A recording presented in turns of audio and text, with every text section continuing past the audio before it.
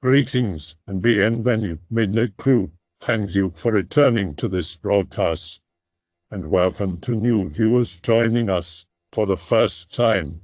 If you like a video, then feel free to subscribe. Post your country's myths and cryptids. I'll start off with one. Forests cover about 52% of my country, and I used to live in the middle of one until I was about 11 years old. This is an anecdote from my mother, since I was still in the stroller at the time. The forest was basically one of the several forests in the capital, and we had a house there since Great-Gramps was a forester.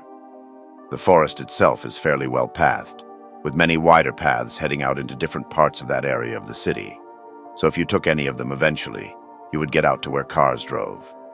As I mentioned, I was basically knee-high to a grasshopper at the time, and my mother was walking me with a stroller, cousin in tow.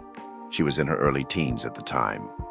They're walking out to the city, which is just a fairly simple path out to where there were bus stops and cars, until it suddenly hits them that they aren't on that path at all. It feels to them like they've just been teleported off the path they were walking, and it clicks in my mother's head that it's probably the doing of a creature called a vatatars.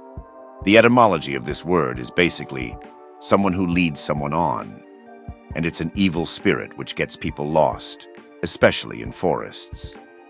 The ending of this story is anticlimactic, as after a few minutes of panic, they realize they can just listen for the drone of cars and head in that direction, making it out of the forest and being able to orient themselves. Post stories about cryptids and supernatural experiences in your country's anons. I've got a short one. Not spooky or scary in any way, but it was unexplained in Innawoods, so here it is. I was on a school trip with my class, just a one-day trip at the teacher's cabin across a lake.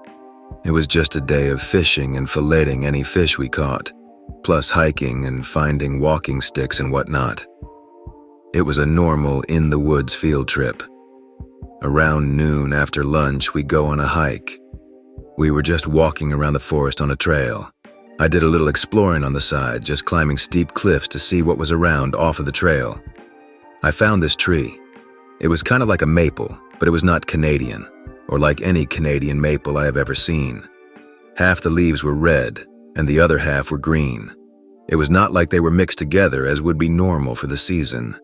Half the branches of the tree held only red leaves, and the other half of the branches held only green leaves. I did not take a picture because no technology was allowed, as it would sully nature. The picture related was the leaves, except they were longer and spikier. I decided, like the dumbass that I am, to take a branch. I took a small sprout hanging close to the ground of red leaves. I jumped off the cliff back down to the trail, still holding the leaves. After rejoining the group, something hit me in the back of the head. It was hard. Some asshole had thrown a chunk of stone with an iron pyrite vein at me.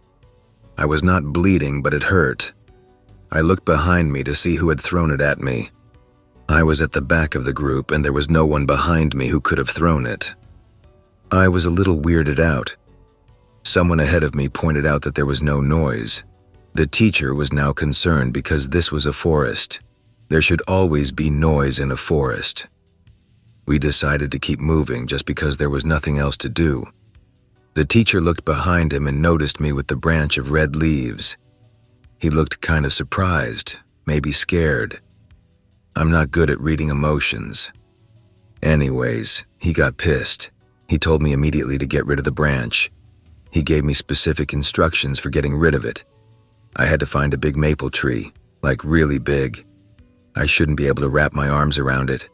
I had no clue why, but I respect him, and he's never steered me wrong before. I found a tree like he described. The next step was to find a root above ground.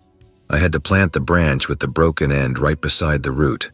The mangled pieces of the branch must be in contact with the root. Again, I followed his instructions.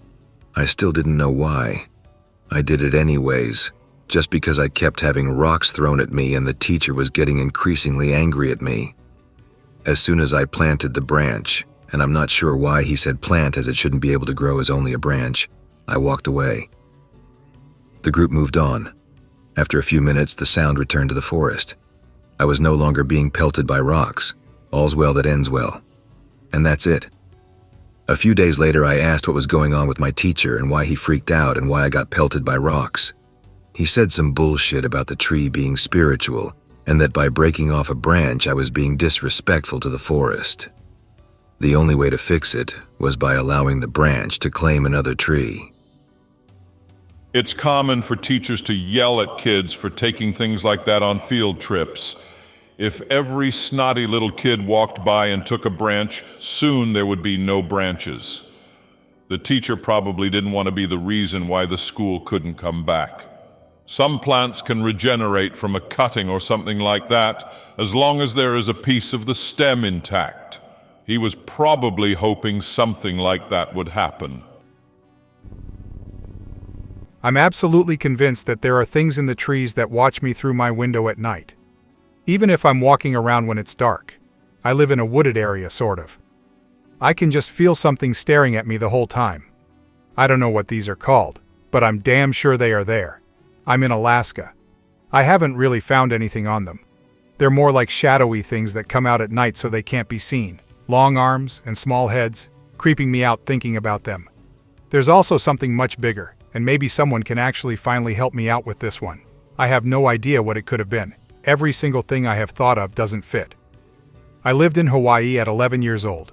We lived on the beach in a tent, and the road kind of follows the coast all around the island, Kauai, and the beach we were at was Anini. On the other side of the road are the polo horse fields, with wooden fences and hibiscus plants overgrowing them. My best friend had an argument with her mom in the middle of the night. In Hawaii, when it gets dark, it gets dark. She runs away. Her mom asked me to bring her back. I start walking down the dark road and it starts raining. I see my friend stopped by a bridge under a dim street lamp. I meet up with her and we start walking back to base camp. We were walking along the road on the farthest side away from the polo field fence. For some reason, I just beelined it for a part in the fence. I had no clue why, I just walked right up to it. Part of the fence was busted and the bushes were scattered around. I looked in the fence. 2 massive red eyes were staring back at me from a pit of darkness. They were about 2 to 3 inches long and about an inch tall. They were fucking huge. I noped out of there. I ran past my friend who kept asking me what was wrong. I ignored her and headed straight back to my tent.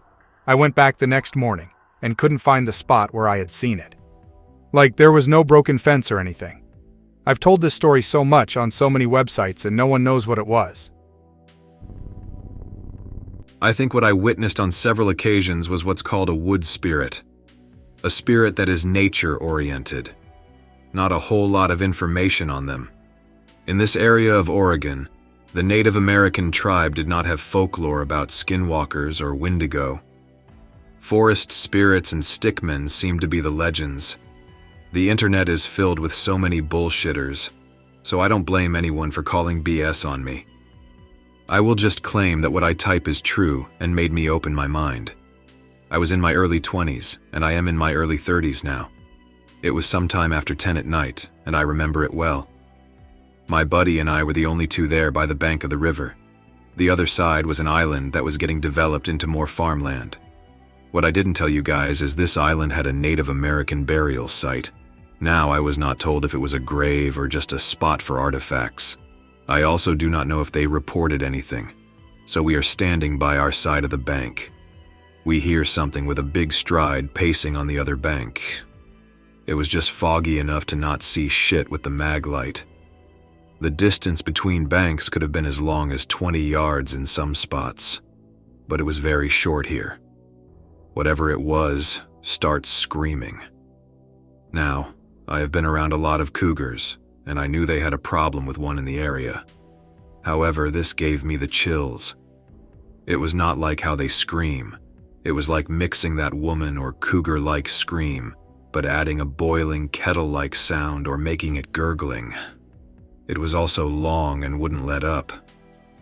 I hate to say it, but it was a lot like a cougar scream mixed with a stupid recording people claim are from Bigfoots and gurgling. The pacing gets more intense, and now limbs start to crack and break. It is becoming violent. We go, only for me at a later date to see it, assuming it was the same creature. In regards to more of the thing on the other side of the riverbank here in Oregon. So the night we heard the branches break and that thing screaming, you still have to try not to let your imagination run wild. It was all audio. Well, some days later we got our visual, was out with a different friend, though I do not remember the time. We had other issues, like getting my vehicle stuck in the mud. The vehicle is stuck in a trail that connects the house to the alfalfa bales, other fields, the river, and then back to the house. We got stuck next to a tall blackberry patch that ran a good length, closer to the house than the river. Though I don't remember the time, it was late. Midnight, 1, 2 a.m., who knows. We're both out of the rig. We get it in neutral and try pushing the car out of the mud. It was a bad spot. We only needed like a foot of travel. As we get the rig out of the tiny mud pit the back tires got into, we hear something light-footed pacing. We look at each other, and our first reaction is to call out and warn anyone playing a joke on us. Keep in mind the car and blackberries are only feet apart. This is right up our ass if it's an animal.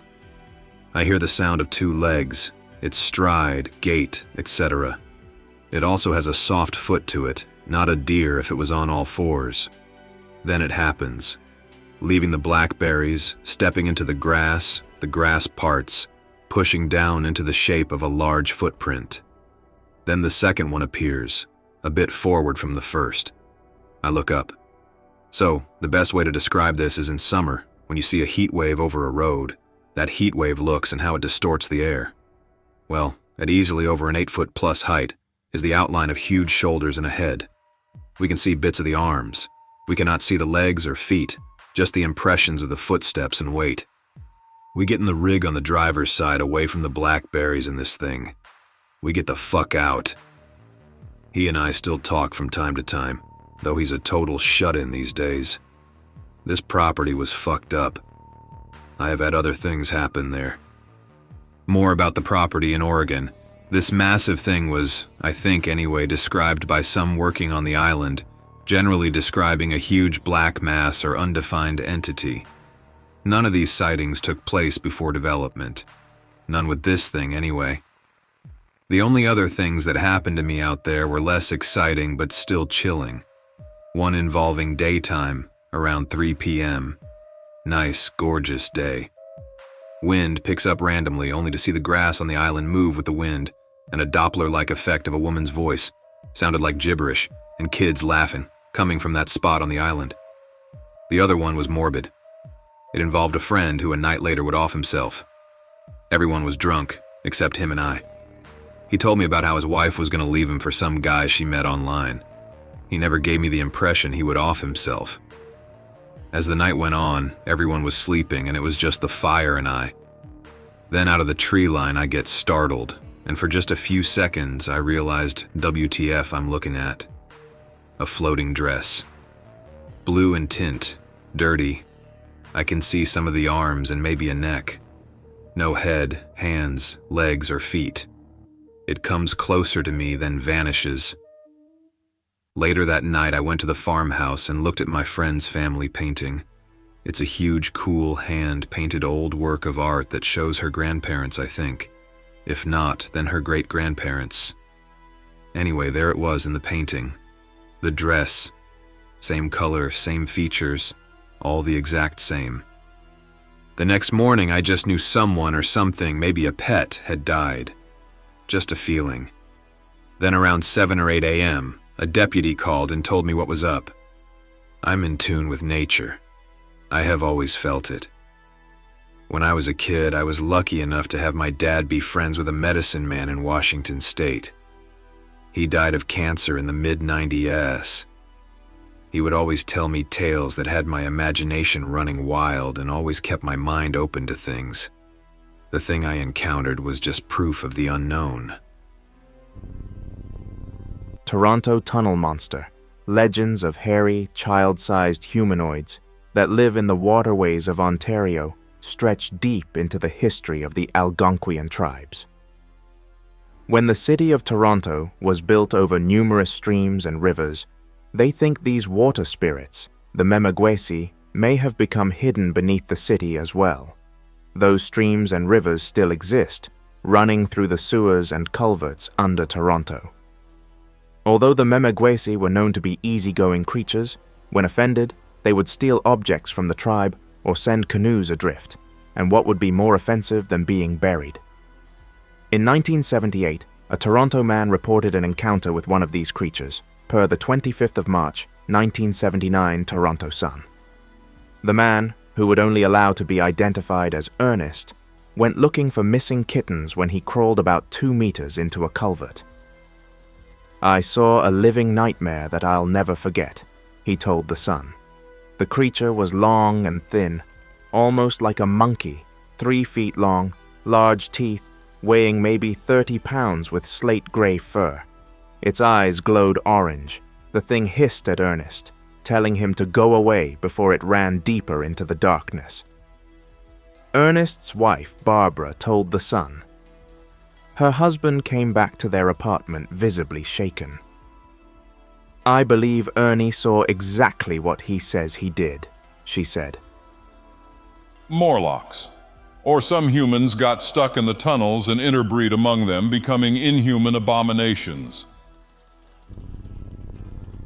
Quite a few years ago, I met a man on the train from Raumati to Wellington. He was middle-aged from what I could tell, about 50 or maybe he was in his late 40s. We started talking and he told me he had been a soldier in the Vietnam War. Obviously, I was keen to change the subject, so I asked if he was interested in mysteries, the unexplained. He laughed slightly and said, "You won't believe me, but in Nam I nearly got my head ripped off by a spider the size of a car. Do you believe that?" I stared for a moment, then ignoring the question asked, "Could you tell me the story?" He grinned, then complied. He wasn't an overly good soldier, apparently. He could barely handle a gun and had trouble taking orders. This didn't make him hugely popular with the commanders, but he was adored by his fellow soldiers. He described himself as a bit of a clown in those bad times. It was during a long tramp through dense jungle that he became separated from his platoon and became lost in the bush. Panicking, he ran madly through the jungle and suddenly tripped on a tree root and was sent tumbling into a small valley, mostly hidden by vegetation. After pulling himself off the ground, he observed his surroundings. He saw that the valley walls were too high and too steep to climb out of, and that there appeared to be no other possible exit route. He considered shouting for help, but decided against it, as there could easily be enemy troops nearby, and assuming he hadn't strayed too far from his platoon, he didn't want to put his fellow men in danger. So he began wandering around the valley edge, looking for possible means of escape. After about 2 hours of doing this, he heard a rustling sound behind him, accompanied seconds later by a disturbing clicking noise. He stood still for some time, but eventually decided it had just been a common animal, like a bird. He continued on walking. After what the man assumed was around an hour, he began to feel thirsty, and had still found no means of escape. Hoping that the valley would end with a dip that would be easy to walk up, he traveled forward. Suddenly he heard another rushing and clicking noise near his side. Again he stood and waited. As he looked around for the cause of the noise, there was another closer sound, and he turned in the direction of it. He nearly screamed when he saw it. Through a gap in some tall, long-stemmed plants was the expressionless face of a spider, making a slow clicking noise. But it was not that which made him recoil in shock. It was the fact that the creature he was looking at was larger than a man. He was motionless for a time, his breath stuck in his throat. He stared at the monster. It stared back with 8 eyes. After what must have seemed like an eternity, he turned and sprint, only to hear with horror the sound of scuttling behind him. Eventually the beast caught up with him, pushed him to the ground with 2 small front claws, and circled him with the other 8 legs. Twice he attempted to get up, but was violently whacked back into the dirt. On the 3rd attempt he escaped, but was almost immediately then caught by its front claws, which dangled him in front of the arachnid's jaws. He thrashed and kicked, causing the spider to grip more tightly with its claws, leaving bloody gashes in his shoulders. He managed to kick it in one of its eyes, which made it relinquish him and cower. Using this to his advantage, the man began to climb up the valley wall, despite knowing that it would be impossible to reach the top. he spotted a small ledge and climbed onto it. Below him, the gargantuan animal clicked loudly, thrusting out its claws and legs, but unable to climb up the wall. After some time, he realized the creature was never going to stop pursuing him, and that he had to climb from the ledge out of the valley. He eventually did so, using a fallen tree branch that was hanging precariously on the edge of the valley wall, and sprinted as fast as he could from the spider's lair. After 2 days of wandering the jungle, he was discovered by a member of his platoon, who took him back to base, where his wounds were immediately treated. Upon telling the other men what had happened, they assumed he had become unconscious, and the whole event was an hallucination after he sustained the injuries from ordinary events that would occur to someone lost and panicking. He maintains to this day, however, that his story is true. From a biological point of view, it is highly unlikely that any spider could grow so big through freak mutation or a genetic anomaly, but not entirely impossible. It is also not impossible, but highly unlikely, that the spider was a species of arachnid which had adapted to being large, but is now rare or extinct. The man could be lying. But how much more romantic it is to think that deep within the Vietnamese jungle, there lurked the last of some prehistoric species, or some freak monster, hunting those that found themselves in its lair. And as one final note, may I add, the man who told me this story showed me his shoulders as evidence, and indeed, from the top of the shoulder to the chest, they had long-time faded wounds, just as his story claimed. Boy, oh boy, do I have a spooky story for y'all. Literally just happened this morning. I got back to the house after dropping my brother and sister off at school. It was a super foggy morning, and I was driving like 10 below the limit the whole way there and back, so I didn't crash and get myself or my siblings killed. I decided to take a little walk in the woods in my neighborhood, which is really just a tiny patch of trees with one trail, since it's a foggy October morning, so why not? I have to get in the Halloween spirit somehow. I'm home alone because I don't have any classes today. The neighborhood is really quiet because everyone is at work or school. I browsed this thread last night, so spooks and jitters are in the back of my mind. I walked into the trees and something white ran by really fast. My heart stopped. I realized it was just a bunch of deer. I took a super aesthetic picture of the foggy forest deer and headed home. I turned on all the lights because I'm a massive pussy. The curtains in my room are closed until the fog lifts because I don't want to look at the window and see someone or something looking back at me through the fog. Pick related, it's the deer. It was a bit unsettling to have them watching me with their black eyes through the fog, but that's what I get for waking into foggy trees by myself. Aboriginal tribal peoples tell tales of the Burrunjor, the huge reptilian nocturnal creature that has devoured cattle, camels, and kangaroos.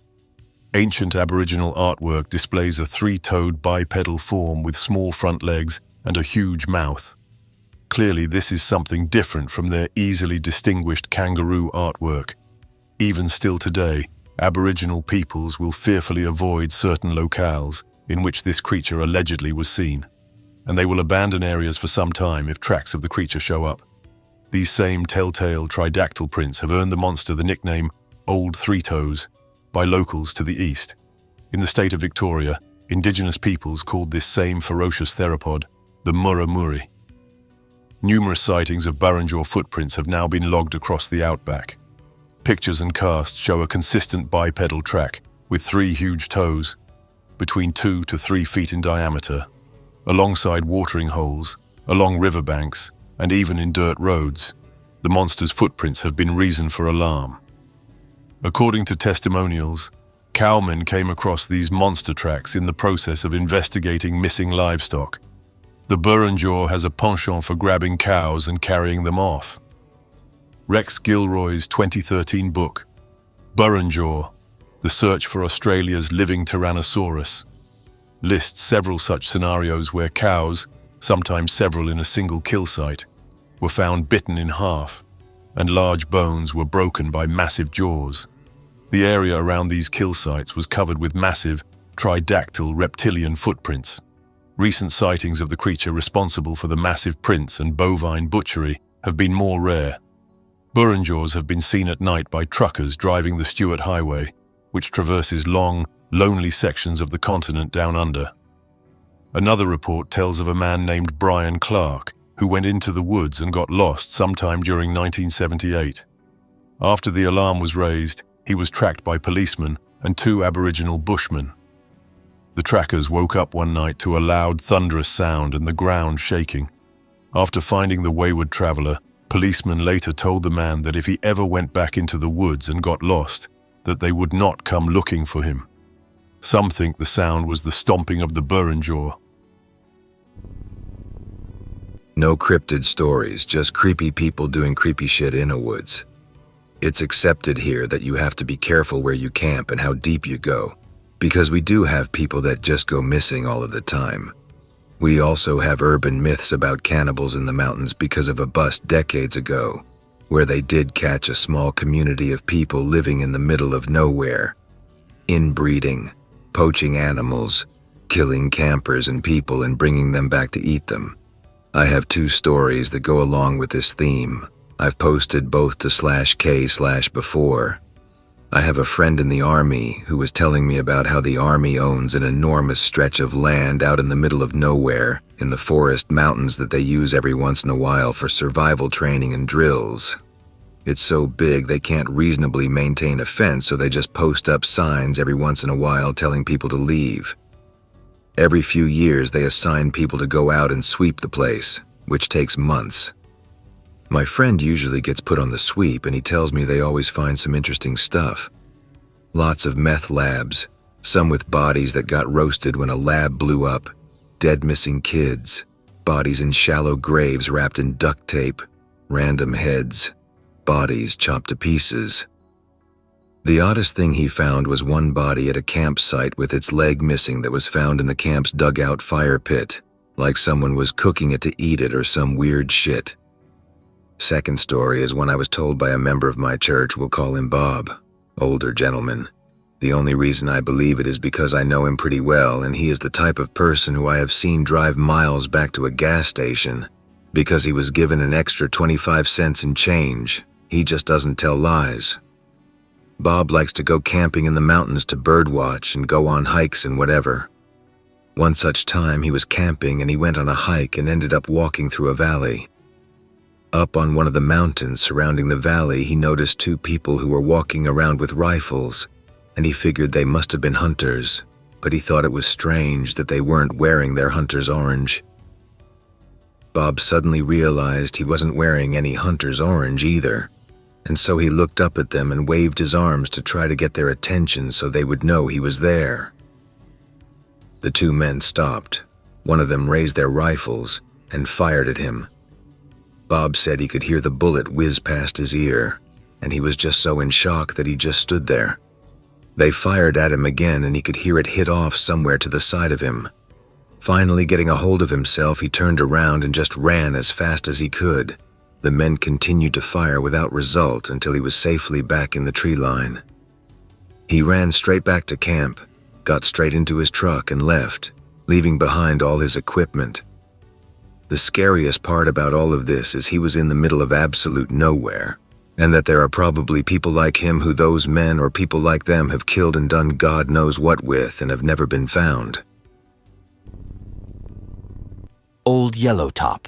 Photo is of the creature. When silver miners founded the town of Cobalt in September 1906, they discovered the area came with an unexpected resident, a 2.1-meter-tall ape-like creature with a mop of yellow hair on its head. People reported seeing the monster for 64 years. 2 prospectors, J.A. Macaulay and Lorne Wilson, spotted the creature in July 1923, testing their claims for silver.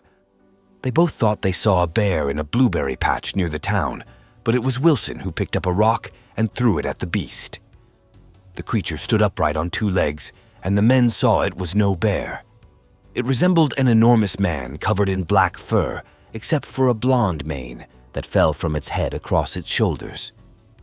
Old Yellowtop wasn't through with Cobalt.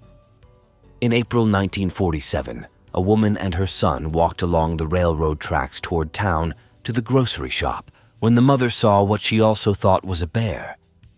It was not. A monster that walked like a man went across the tracks in front of them, taking no notice of the two. She said it was covered in dark brown hair, except for a yellow patch on its head. The last sighting was in August 1970. A bipedal creature walked across the road in front of a vehicle carrying miners. The driver, Amos Latriel, lost control of the vehicle and nearly drove it off a rise.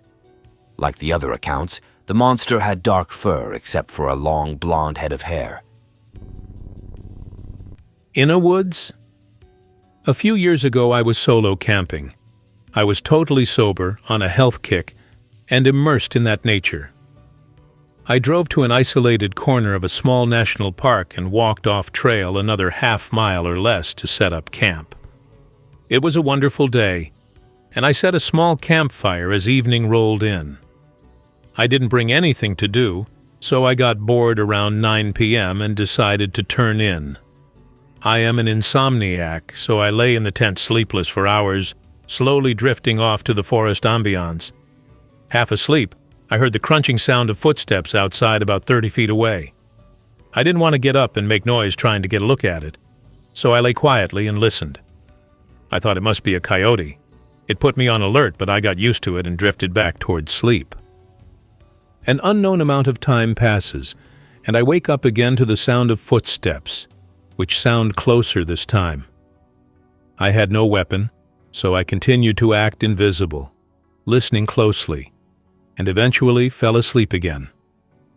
I wake up a third time. It is right outside the tent. It is pressing down against the nylon right above my head. It moves slowly and deliberately downwards until it is touching my head. White-hot fear and panic shoot through me. I am defenseless and paralyzed. Moments pass, and then shit gets wonky. My whole body is vibrating, and it suddenly feels like I am coming out of sleep paralysis. It feels like I black out. The pressure is gone, and my body normalizes.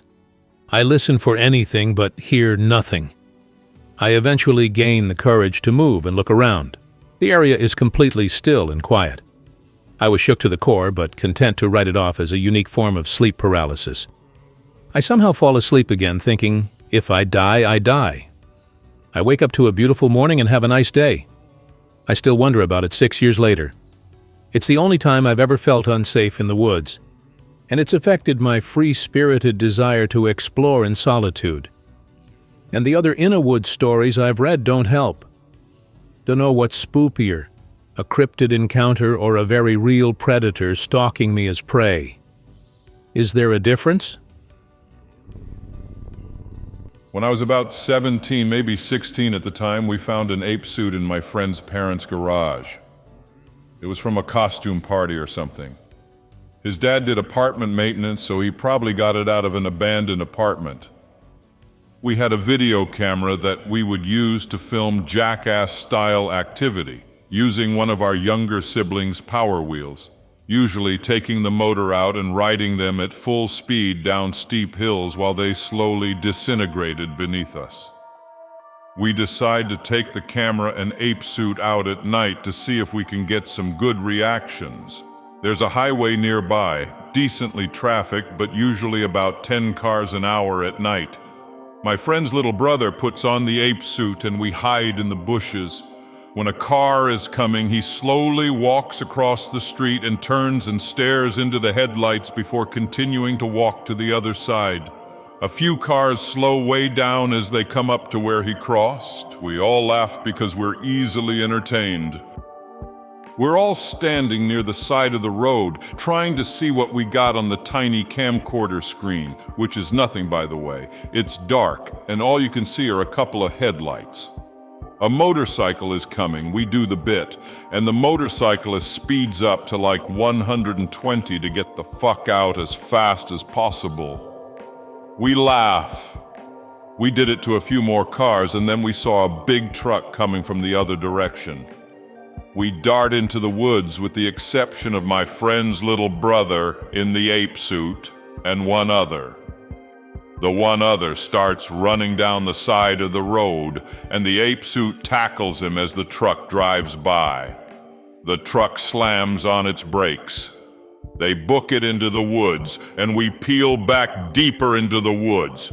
The truck's occupants are out with a flashlight. 2 people, one saying they saw something earlier in the night, and then him commenting on what they just saw, as though maybe someone just got attacked by a bear. We fuck off back to my friend's house. After about 15 minutes, our 2 friends emerged from the woods nearby. They had been hiding under a fallen tree. We regrouped in my friend's garage. We found out the guy was talking about coming back with a gun. We decided we were probably done for the night. The next week, we were headed to school, 2 of us in the back of my friend's truck. Some guy was parked in a university truck nearby a dry creek bed. We stopped and asked what he was doing.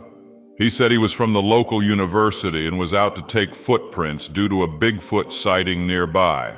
We didn't say anything, but we were pretty stoked we had caused it. I hope that you enjoyed tonight's broadcast. If you enjoyed tonight's story, then please subscribe to the channel as more Greentext will appear daily. A new broadcast will appear when the clock strikes midnight Central Time.